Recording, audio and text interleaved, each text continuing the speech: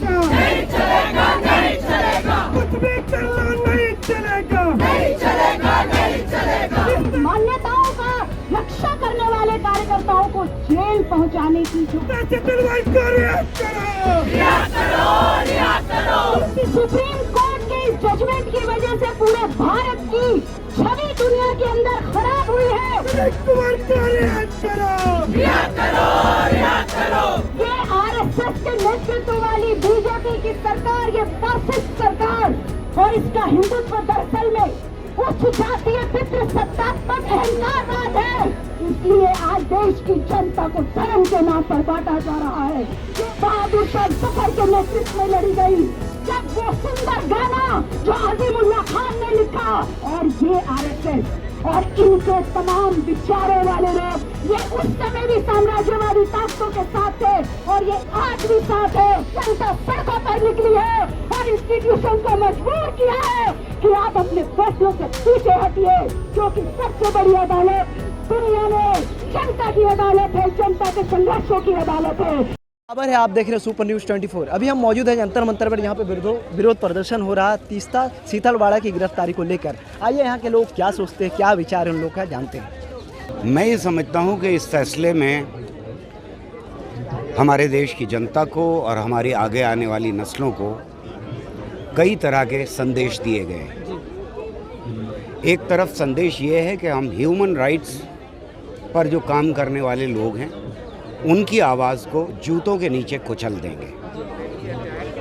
तीस्ता शीतलवाड़ जो सिर्फ देश का ही नहीं पूरी दुनिया में एक बड़ा नाम है, जो ह्यूमन राइट्स के लिए फ़ाइट करती रही हैं, लगातार संघर्ष करती रही हैं, उनको जेल में भेजा। ये भी संदेश है कि अगर हम और जो इल्ज़ाम पहले लगाए थे उन सारे इल्ज़ामों में ना पकड़ पाएँ, ना घेर पाएँ, करप्शन ना साबित कर पाएँ, तो हम फिर एक कोर्ट के फैसले की बिना के ऊपर तुम्हारी आवाज़ को दबा दें। दूसरा संदेश ये है कि कोर्ट और पुलिस अब सत्ता के बिहाफ के ऊपर एक्शन लेने के लिए आज़ाद है।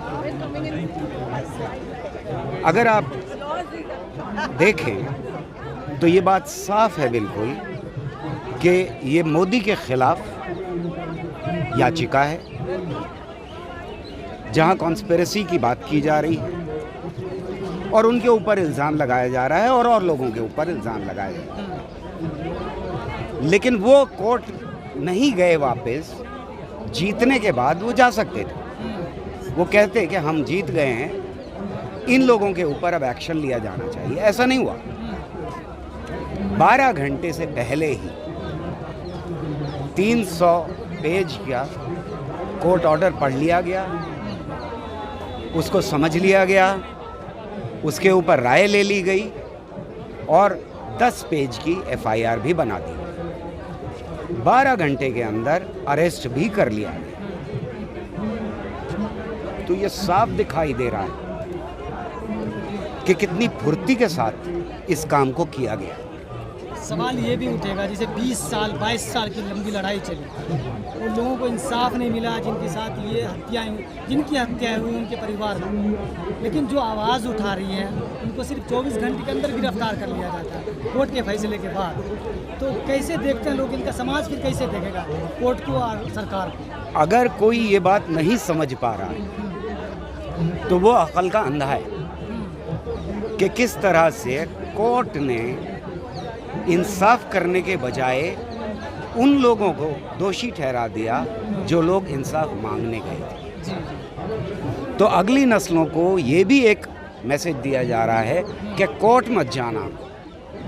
अगर कोर्ट जाओगे किसी बड़े गद्दी पर बैठे हुए आदमी के लिए, तो कोर्ट तुम्हें वापस दोषी बना करके, दोषी ठहरा करके वापस भेज दे। एक और भी मैसेज है और मैं इसको खुलेआम साफ लफ्ज़ों में कहना चाहता हूँ। वो मैसेज ये है कि अगर तुम किसी मुसलमान पीड़ित महिला जिसके मियाँ को उसकी आंखों के सामने कत्ल करके टुकड़े टुकड़े करके जला दिया गया हो, उसके साथ खड़े होगे, उसके हक की मांग करोगे, तो तुम हिंदू हो या मुसलमान हो, तुम्हारे साथ वो किया जाएगा जो तीस्ता के साथ किया जाएगा। सर इस मुद्दे पर अगर आपके पास कोई नज्म की 2 लाइन 2 पंक्ति हो तो आप सुना दें। इस तरह जो हालात है देश कि अभी जो नज़्म लिखी थी वो बार बार ज़िंदा हो जाती है क्योंकि फांसीवादी सरकारें उसे ज़िंदा रखे हुए हैं। मैं ये चाहता हूँ कि मेरी सारी नज़में रद्दी की टोकरी में चली जाएं, एक खूबसूरत हिंदुस्तान, एक खूबसूरत समाज बन के उभरे। माय लॉर्ड, हाँ मेरा जुर्म है संगीन, बहुत ही संगीन। मैंने इस दौर ज़बाबंदी में लब कुशाई की जो जुर्रत की है। जुर्म है, जुर्म की जो चाहे सज़ा दें मुझको। आपका काम है इंसाफ तो इंसाफ करें, आप हैं ज़िल्ल इलाही माय लॉर्ड। आपका काम है इंसाफ तो इंसाफ करें, आप हैं ज़िल्ल इलाही माय लॉर्ड। आप कानून को जो चाहे शक्ल दें मंजूर, आप इंसाफ को बदला कर दें, आप इंसाफ को लब सीने का औजार बना दें माय लॉर्ड। आप इंसाफ के खंजर से हर एक उंगली को काट कर फेंक दें, और काटें तो कुछ ऐसे काटें कोई उंगली किसी हाकिम पे कभी उठ न सके। आप इंसाफ को एक बेत में ढालें जिससे सर उठाए कोई घर, सर उठाए कोई घर उसको सज़ा दें जैसे जी स्कूल के बच्चे को सज़ा देते हैं। हाँ मेरा जुर्म है संगीन, बहुत ही संगीन। मैंने इस दौर ज़बाबंदी में लबकुशाई की जो जुर्रत की है। जनता के पक्ष में होगी तब ना, तो क्यों नहीं CAA NRC जो है लागू कर पाई अभी तक सरकार? आप जाके पूछिए ना सरकार से, जो कानून लाती है खुद ही वापस ले लेती है। क्यों नहीं सरकार से पूछते हैं? आप लोग इस तरह से रोड जाम करेंगे या लक्ष्य जवान युवा ट्रेनें चलाएंगे? आप तो क्या- पत्रकार हैं कि सरकार के एजेंट हैं? पहले ये सवाल। सर, हम पत्रकार हैं। नहीं नहीं, सर, मेरा पत्रकार हैं कि सरकार के एजेंट हैं? सर मेरा छोटा नहीं, सवाल आप उल्टा पूछते हैं। क्या जो यहाँ लोग इकट्ठे हैं ये गैर कानूनी है, गैर संवैधानिक है? नहीं, ये बताइए मुझे। आप कह रहे हैं सड़क जाम करते हैं, और सरकार के लोग जो मॉब लिंचिंग में शामिल होते हैं और सरकार के मंत्री उनको माला पहनाते हैं, तो उससे सवाल नहीं पूछते हैं। और जो जनता के पक्ष में यहाँ कौन जितने लोग आए हैं अपने व्यक्तिगत काम से आए हैं, जिस तरह से तीस्ता सीतलवाड़ की गिरफ्तारी हुई इसको आप उचित मानते हैं? जब मेरी गिरफ्तारी हुई 3 दिन के अंदर, तो जाके पूछे होम मिनिस्टर से कि नुपुर शर्मा क्यों नहीं गिरफ्तार हो रही? लोगों ने पूछा सर, और नुपुर शर्मा के बयान से जो है वो कह रहे थे हेड स्पीच है, और नहीं, मेरे विचार से क्या हो गया? नुपुर शर्मा के बयान से हिंसा हुई कि मेरे बयान से हिंसा हुई? ये सवाल तो आप पत्रकार हैं, आपको इसका जवाब पता होना तो चाहिए। हिंदू राष्ट्र बनाना है ना, तो हिंदू का संत यहाँ हिंदू की आस्था ज्यादा जुड़ी है, वो लोग जागरूक हो गए सर कि आपने हम कौन है? नहीं सर, अब आपने कैसे दे दिया है तो आपको ही पता होगा। नहीं, हम कौन है? नहीं सर, वो तो आपको ही पता होगा ना नहीं, सर। नुपुर शर्मा अपने धर्म की आलोचना करें ना, कौन मना किया है? उसके कहने से हंगामा मचा, उसको तो गिरफ्तार नहीं कर रही है पुलिस, उसको पुलिस प्रोटेक्शन दे रही है। मेरे कहने से क्या हंगामा मचा है? मचा है कोई? नहीं मचा है। नहीं तो कैसे गिरफ्तार हुआ बिना नोटिस दिए? सर नुपुर शर्मा का बयान क्या था सर, बताएंगे जरा मुझे आप? नहीं, हम क्यों बताए? जाके पूछो ना, यूट्यूब पर नहीं देखते हो? नहीं, हम तो देखते हैं। आप सवाल पूछ रहे हैं कि इंटरप्रिटेशन कर रहे हैं? सर ये बताइएगा कि क्लीन चिट दी गई है प्रधानमंत्री नरेंद्र मोदी को, दोबारा से एक बार पहले SIT की जो जांच हुई उसमें भी दिया गया था, आपको क्या मालूम? ऐसा है, अभी अपूर्वानंद जी बोल रहे थे कि 2004 में जो सुप्रीम कोर्ट का स्टेटमेंट है और आज का स्टेटमेंट है, दोनों में तुलना कर लीजिए। सुप्रीम कोर्ट बहुत सारे ऐसे निर्णय दिए हैं जो सरकार ने उसको पलटा है, और जिस तरह की सरकार है और जिस तरह का इंटरवेंशन है यहाँ पे आपको दिख नहीं रहा है। सरकार जिस तरह की होती है, संस्थाएं मोर और लेस उसी तरह से काम करती हैं। समझ रहे हैं बात? सुप्रीम कोर्ट भी क्यों ऊपर भी आप सवाल उठा रहे हैं? ये जाके सुप्रीम कोर्ट वाले से क्यों नहीं सवाल? क्या संविधान में कहीं लिखा हुआ है कि सुप्रीम कोर्ट की समीक्षा नहीं होगी? एक बात बताइए, सुप्रीम कोर्ट यहाँ कौन सुप्रीम है? सुप्रीम कोर्ट सुप्रीम नहीं है। सुप्रीम कोर्ट का कोई निर्णय होगा, जजमेंट होगा, उसकी भी पब्लिक स्क्रूटनी होती है, रिसर्च उस पर भी होता है। तो जिस तरह से टिप्पणी है, आप पूरे प्रोसेस को देखिए ना। मैं लॉ एक्सपर्ट नहीं हूँ, तो क्या क्या उसमें लगा है नहीं लगा, मैं वो नहीं हूँ। एक एक्टिविस्ट के नाते, एक एकेडमिशियन के नाते, अभी मैंने ऑर्डर नहीं पढ़ा, लेकिन जिस तरीके से सेम डे तीस्ता सीतलवाड़ की गिरफ्तारी होती है, इसका मतलब है कि कोई अब न्यायालय में नहीं जाएगा। तीस्ता सीतलवाड़ के ऊपर तो ये कहा जा रहा है कि उन्होंने जानबूझ के इतने सालों तक केस को जिंदा रखा ताकि जो है वो पब्लिक में फिगर खराब नहीं, वो नहीं ऐसा है, वो जज को जाके कह रही थी कि केस को लंबा चलाओ। तीस्ता सीतलवाड़ ने पिटीशन दिया था कि लंबा इसको 15 साल चलाना है। ये तो कोर्ट में है, तो सरकार को सोचना चाहिए कोर्ट में इतना ओवरबर्डन क्यों है। सर, लेकिन कोर्ट ने चलाया ना। कोर्ट भी जो फैसला देती है और सबूत के आधार पर देती है। नहीं, ठीक है, जो सबूत है उसकी भी समीक्षा तो हो सकती है कि नहीं हो सकती है। तो वो मैं समीक्षा की बात कर रहा हूँ। तो सही गलत हो तो समीक्षा, उसको पढ़ा जाएगा, देखा जाएगा। सुप्रीम कोर्ट के और भी ऑर्डर्स हैं, उसको भी देखे जाएंगे, तब ना उसकी समीक्षा होगी, उसकी एनालिसिस नहीं होगी कि जब सरकार प्रधानमंत्री को क्लीन चिट दे रहे हैं, उनको तो कोई भी क्लीन चिट कुछ भी हो जाएगा। इस देश में कैसे कानूनी प्रक्रिया काम कर रहा है। आप इस मुद्दे को लेकर कोर्ट जाएंगे कि उनकी जो हत्याएं हुई वो हत्या करने वाला कोई तो होगा। तो सवाल पूछा जाएगा ना, और स्टेट क्या काम कर रहा था ये भी तो पूछा जाएगा ना। उसके ऑर्गन्स जो है वो किस तरह से काम कर रहे हैं ये भी पूछा जाएगा। साहब की इनको कहा जा सकता है कि ये भारतीय जनतंत्र के लिए एक बहुत ही ख़तरनाक संकेत है, क्योंकि इन गिरफ्तारियों से जो इशारा किया जा रहा है वो ये कि अगर आपने भारत में जो राज्य के निशाने पर जो लोग हैं, अगर आपने उनके लिए काम किया, उनकी मदद करने की कोशिश की, तो आपको षड्यंत्रकारी घोषित किया जा सकता है, षड्यंत्रकर्ता घोषित किया जा सकता है। अगर आपने इंसाफ की अपनी खोज लंबे समय तक जारी रखी, तब ये कहा जा सकता है कि आपका इरादा कुछ और था, आप किसी फ़ायदे के लिए ऐसा कर रहे थे। तो यह भारत के सारे दबे कुचले तबके जो राज्य के निशाने पर हमेशा ही रहते हैं, वो मुसलमान हों, ईसाई हों, आदिवासी हों, दलित हों, औरतें हों, उन सब के लिए खतरे की घंटी है। लेकिन यहाँ तो आप अमित शाह मोदी जी को कटघरे में खड़ा कर रहे हैं। प्रश्न दो व्यक्तियों को कटघरे में खड़ा करने का नहीं है। वे उस वक्त गुजरात के मुख्यमंत्री थे और यह बात स्वयं सर्वोच्च न्यायालय ने कही थी। अगर आपको याद होगा, जब हिंसा के सबूत ज़्यादा सामने थे, तब सर्वोच्च न्यायालय ने यह कहा था कि गुजरात सरकार आधुनिक दिन के नीरो की तरह बर्ताव कर रही है। उसकी दिलचस्पी जिन्होंने हिंसा की है और अपराध किए हैं उनको बचाने में ज़्यादा है, जबकि निर्दोष बच्चे, औरतें और दूसरे लोग मारे जा रहे हैं। यह हमारी टिप्पणी नहीं है, यह गुजरात सरकार पर सर्वोच्च न्यायालय की टिप्पणी है और यह उसके फैसले में लिखी हुई टिप्पणी है। तो अगर यह टिप्पणी है तो क्या इसको गंभीरता से न लिया जाए? यह खुद सर्वोच्च न्यायालय कह रहा है। आज का सर्वोच्च न्यायालय अपनी ही इस टिप्पणी को भूल गया है। लेकिन जो 69 लोग की हत्याएं हुई, तो उनको तो कोर्ट ने माना ही नहीं है, इसलिए तो निरस्त कर दिया। किन हत्याओं को? जो गोधरा में हुआ था, जो जाकिया जाफरी के घर में हुआ था। गुलबर्ग उन हत्याओं को नहीं माना, ऐसा नहीं है, लेकिन उसने यह मानने से इनकार कर दिया कि इसके पीछे कोई साजिश थी। इसी बात की तो जांच करने की मांग जाकिया जाफरी कर रही थी।